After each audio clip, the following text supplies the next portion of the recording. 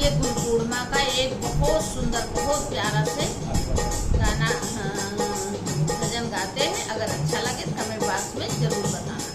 मेरा भजन कैसा है। जय श्री राम।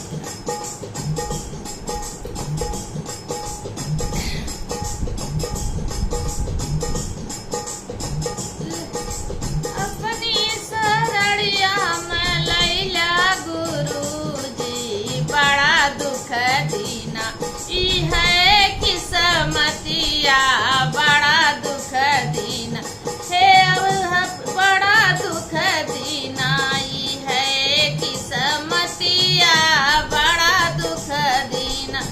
अरे अपनी शरणिया लैला गुरु जी बड़ा दुख दीना है किस्मतिया बड़ा दुख दीना। अरे दुखवा के मारी बाबैया घरे गईली, दुखवा के मारी बाबैया घरे गईली।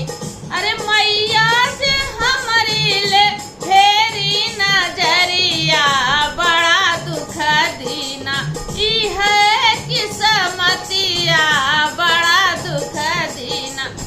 अरे हे गुरु जी अपनी शरणिया लैला गुरु जी बड़ा दुख दीना है किस्मतिया बड़ा दुख दीना है किस्मतिया बड़ा दुख दीना। अरे किस्मत के मारी बीरना घरे गईली, किस्मत के मारी अरे दुखवा के मारी बीरना घरे गईली, दुखवा के मारी बीरना घरे गईली, दुखवा के मारी बीरना घरे गईली।